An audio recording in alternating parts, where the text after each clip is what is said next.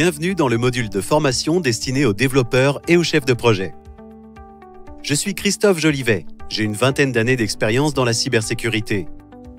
J'ai acquis cette expérience par des postes de consultant, directeur technique de différentes sociétés, de responsable sécurité des systèmes d'information d'un opérateur de télécommunications. Je dirige Prosica, une société spécialisée en consulting et en formation sur ces sujets. Il existe de nombreuses attaques de sécurité qui touchent le monde entier, les États comme les entreprises. Ces attaques visent tous les systèmes contrôlés par un ordinateur. Du smartphone au système industriel, en passant par les objets connectés, les équipements des opérateurs ou encore les applications des réseaux sociaux. Retenez bien que les principaux risques sont la conséquence d'une mauvaise prise en compte de la sécurité lors des phases de développement logiciel. Ce manque de sécurité lors des développements s'explique par plusieurs raisons. Le volume de lignes de code développées chaque jour est de plus en plus important, ce qui, proportionnellement, peut conduire à plus de failles de sécurité. L'accélération des cycles de développement, très resserrés, avec des modifications permanentes du code, peuvent conduire à des erreurs.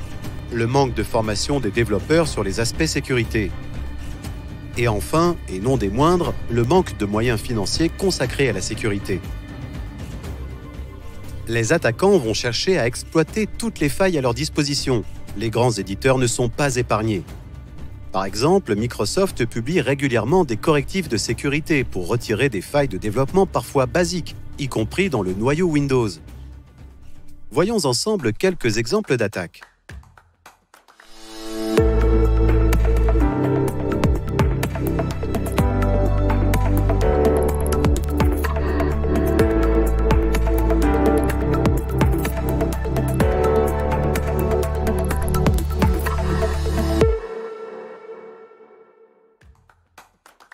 Une possibilité de déni de service liée à des failles d'implémentation du protocole HTTP2 DOSFlows. Une faille de développement importante dans WhatsApp de type dépassement de tampon qui permet à un attaquant d'infecter le smartphone par des simples appels, sans même avoir besoin du décrochage de l'utilisateur.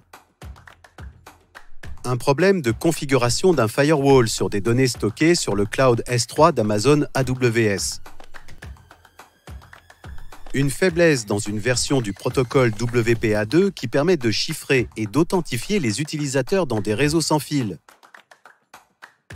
La faille de développement de Microsoft dans le protocole SMB-V1 qui a été massivement exploité par les ransomware, notamment par NotPetya. Des défauts de conception de plus bas niveau qui touchent les processeurs, à cause des failles Spectre ou Meltdown. Une faille de développement dans la file TCP/IP d'un système d'exploitation en temps réel. Une mauvaise gestion des identifiants de session d'une application web. Dans le cas de Bouygues Télécom, avec une sanction de la CNIL. Un accès à des identifiants. Les attaquants ont d'abord réussi à accéder à ces identifiants stockés en clair sur la plateforme GitHub. Ils ont ensuite utilisé ces identifiants pour accéder à distance à un serveur sur lequel sont stockées les données.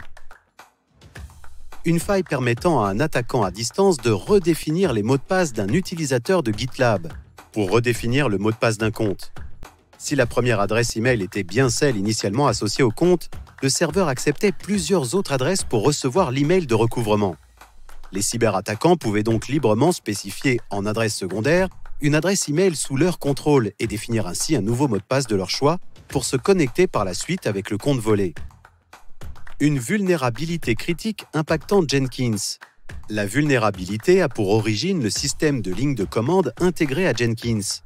Les attaquants peuvent entrer le chemin d'un fichier à partir d'une commande afin d'utiliser les lignes du fichier comme argument. L'attaquant peut avoir accès à des fichiers sensibles tels que des mots de passe, des clés SSH ou encore du code source.